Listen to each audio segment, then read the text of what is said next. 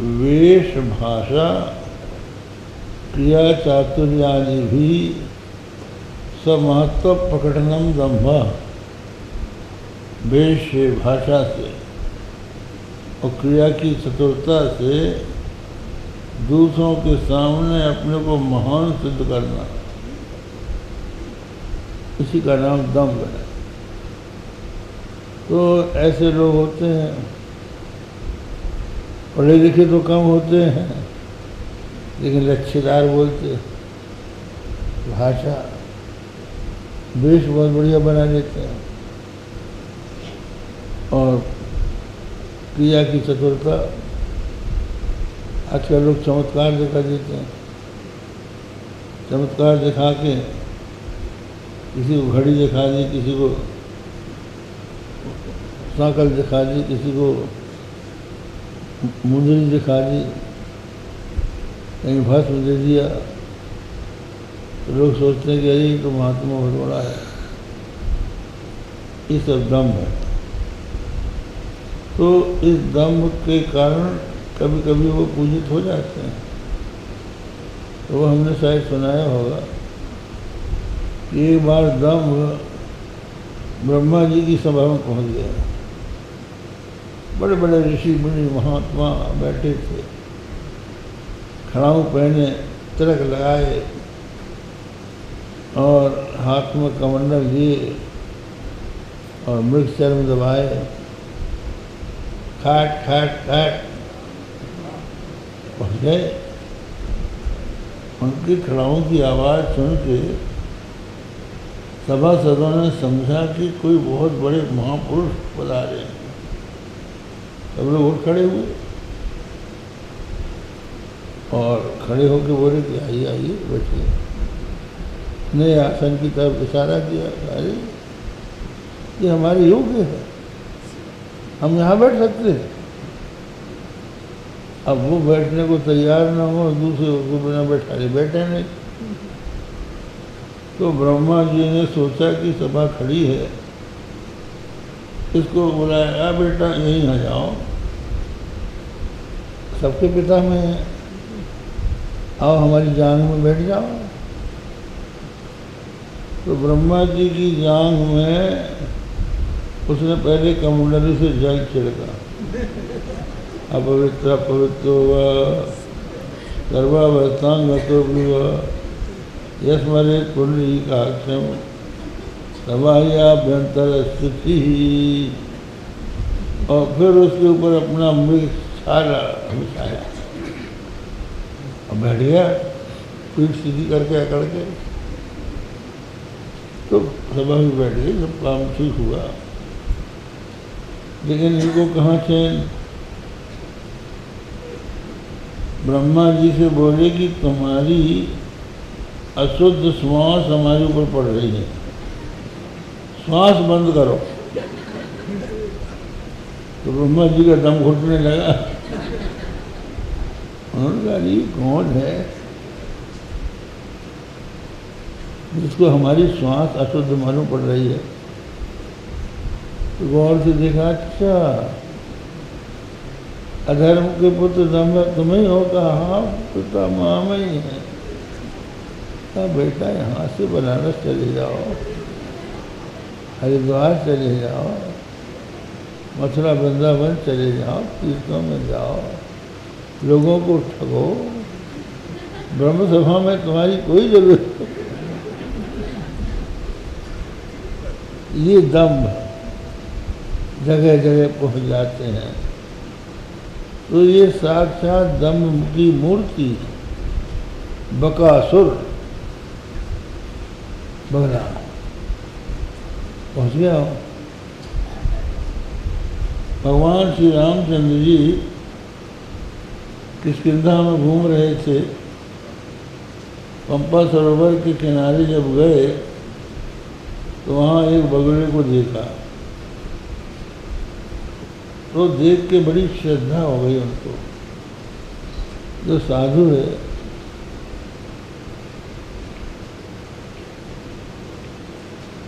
वो साधु चोर और पंडित ज्ञानी आप सभी सबको पहचानिए। तो उन्होंने सोचा कि ये कोई बहुत अच्छे महापुरुष हैं। लक्ष्मण जी से बोले, पश्य लक्ष्मण पंपायाम बक परम धार्मिका मंदम मंदम पदम धत्ते जीवानाम बस संकया। ये लक्ष्मण देख कि बक कितना धार्मिक, हमारे पैरों से दबकर कोई जीव मर न जाए तो धीरे धीरे पैर रखता है। तो कहा देखो कितना धार्मिक है। अहिंसा परमो धर्म, हम किसी को मारते नहीं,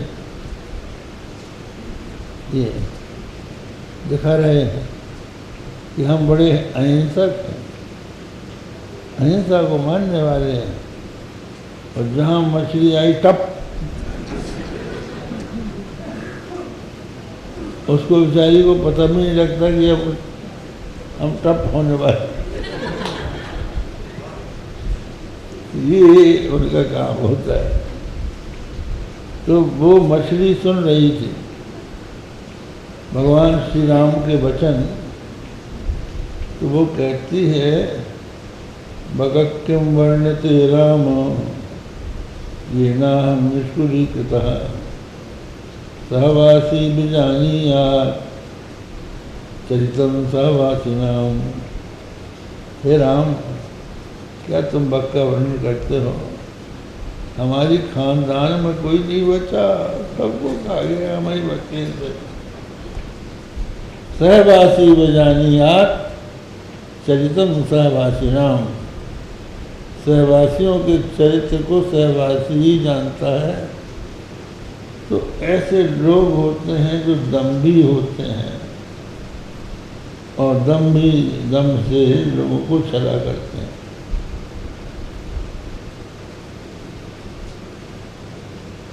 बड़ा कठिन होता है दम। कहते हैं एक अंधा था, अंधा भोजन करने बैठा तो उसने कभी खीर नहीं खाई थी। तो जब खीर आई तो जो बाजू में बैठा था उसने बताया अंधे को, जब खीर आ रही है। अंधा पूछता खीर कैसी होती? तो बोला कि सफ़ेद। और सफ़ेद कैसा होता है? बेचारा सफ़ेद भी क्या जाने, अंधा तो था। बोले जैसे बगला। क्या बगला कैसा होता है? तो ऐसा टेढ़ा हाथ कर देता है। तो बगला ने हाथ से उसका कान देखा, टेढ़ा हाथ, वो टेढ़ी खीर हम नहीं खाएंगे। तब से ये कहावत बनी है, लोग कहते टेढ़ी खीर है। टेढ़ी खीर का मतलब खीर टेढ़ी नहीं है, उसकी बुद्धि टेढ़ी। ये जो होता है, जो बक होते हैं, संत जो होते हैं वो सरल होते हैं। संत सरल चित्त, संत जो है सरल चित्त होते हैं। वो कहते हैं मनस संयत वचस संयत कर्मण्यत दुरात्मनाम मनस्सेकम वचस्सेकम कर्मण्येकम महात्मनाम। जो दुरात्मा होते हैं उनके मन में कुछ रहता है, वाणी में कुछ रहता है और कर्म में कुछ होता है। यहाँ से कह के जाएंगे कि हम कौन नगर जा रहे हैं और बहेरा चले जाएंगे। उनकी बात का कोई ठिकाना नहीं कि ये करने क्या बात है। वाणी से कुछ, कर्मों से कुछ, इधर आत्माओं का लक्षण है। और वाणी से, मन से और कर्मों से एक, सरल माने सीधा और कुटिल माने टेढ़ा। तो जो बिल्कुल सरल होते हैं, तो संत सरल चित होते हैं, उनके हृदय में भगवान विराजमान हो जाते हैं, उन्हीं के हृदय में प्रभु आते हैं। जिनका हृदय कुटिल होता है, भगवान कहते हैं निर्मल मन जन सो मोहि पावा, मोहि कुटिल चल छिद न भावा। जो निर्मल मन के जन हैं वही मुझे पाते हैं। मोहि कपट चल छिद न भावा। जो कपट कुटिल होते हैं, छल छिद्र करने वाले होते हैं, वो मुझे अच्छे नहीं लगते। तो भगवान सरल चित्त महापुरुषों के हृदय में विराजमान होते हैं। अब कोई दम्भी चाहे तो भगवान उसके हृदय में कैसे रहेंगे?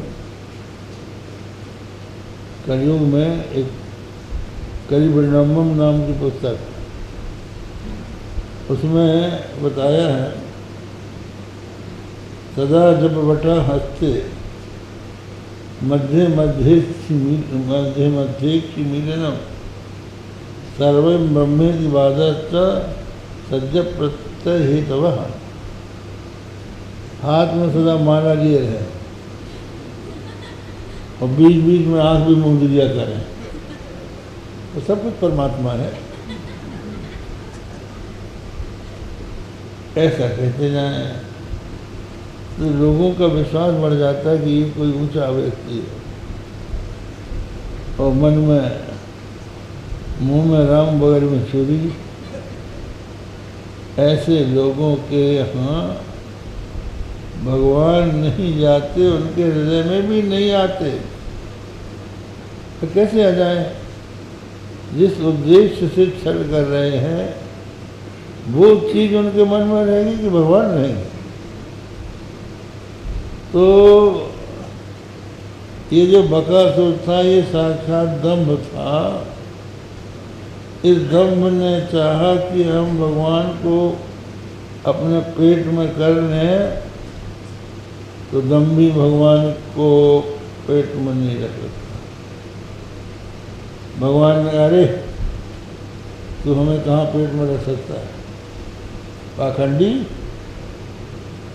हम देखते हैं तो कैसे हमारे तेरे पेट में हम रहेंगे। भगवान उसके गले के पास आ गए और गले के पास आके अपना रूप बढ़ाया। तो जैसा ही रूप बढ़ाया, गले में भगवान का पूरा शरीर लग गया। अब इनकी सांस रुक गई। बगले का मुंह से सांस लेते हैं तो सांस कुरकुरे रुक गई। उनका ये तो बड़ी आफत है, छोड़ दिया। भगवान को उसने उगल दिया, इस विचार से बोला कि अब इसको निकलेंगे नहीं, चोंच से मारेंगे, अलग रखेंगे और चोंच का चोट लगा के मार डालेंगे। भगवान ने कहा ठीक है। निकल गए तो जैसे ही उसने अपना चोंच तो खुली ही थी, तो चोंच को मुड़ने नहीं दिया भगवान ने।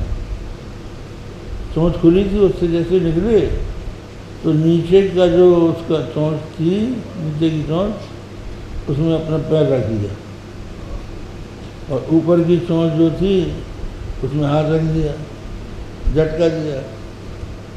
तो जैसे बिना गांठ का घास दो टुकड़ा हो जाता है, तो बकासुर के बका निकल गए। एक हिस्सा इधर, एक हिस्सा उधर। भगवान ने एक इधर फेंका, उधर फेंका। बकासुर जो है धराशायी हुए। देवताओं ने फूलों की वर्षा की।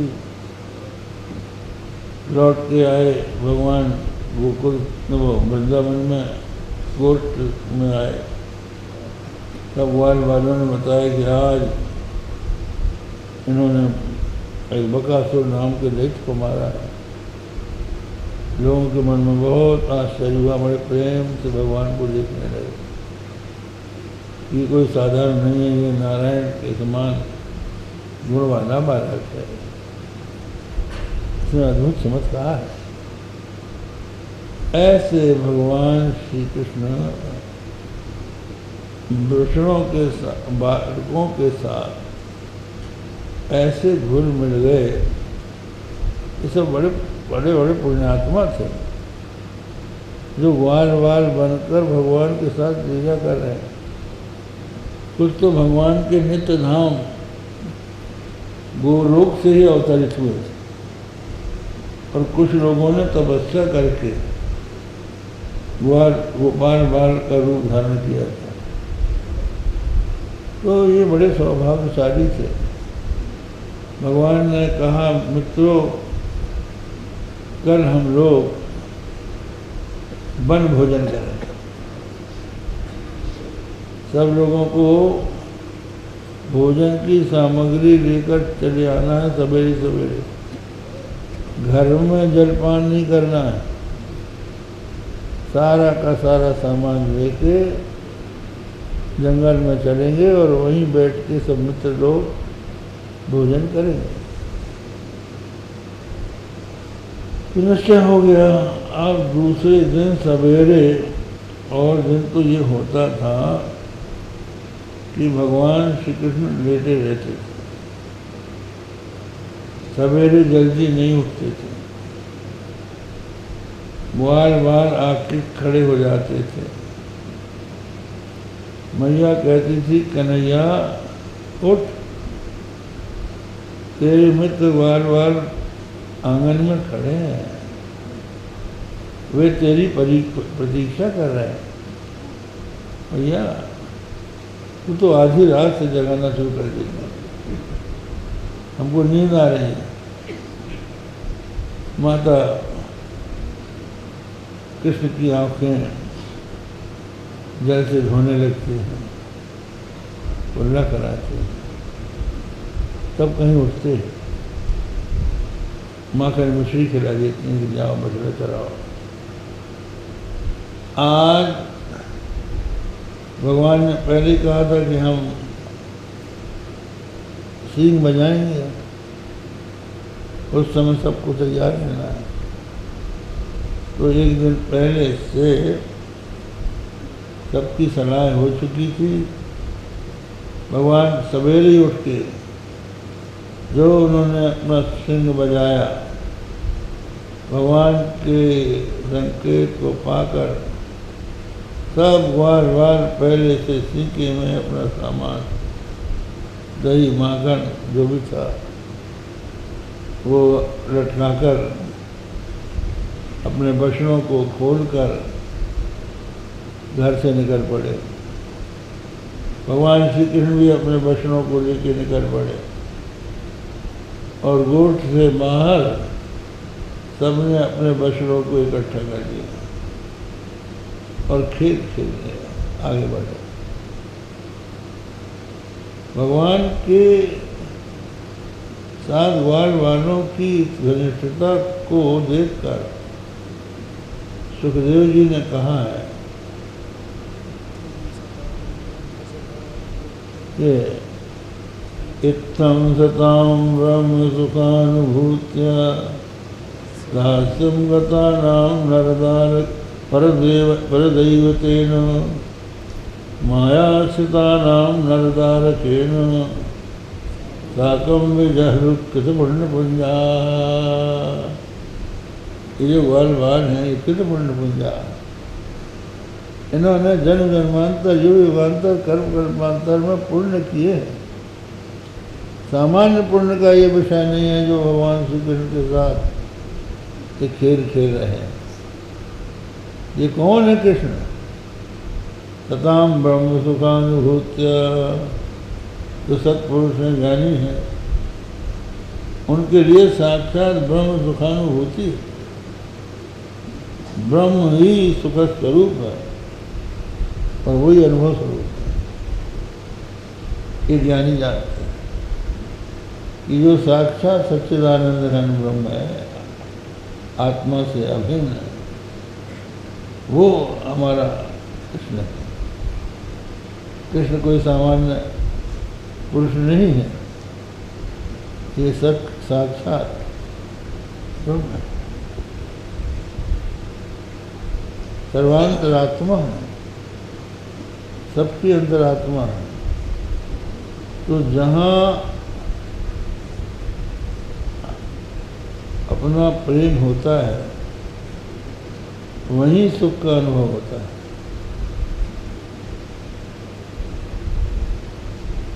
मनुष्य कब सुख का अनुभव करता है? जब उसकी प्रिय वस्तु उसके सामने आती है, या प्रिय व्यक्ति, अपना मित्र हो, अपना प्रेमी हो, जिससे मिलने के लिए हम व्याकुल हों और वो सामने आ जाए तो आनंद का अनुभव हो जाए। तो जिससे मिलने के लिए जितनी व्याकुलता होगी, उसके मिलने पर उतना ही सुख का अनुभव होगा। तो ये जो आत्मा है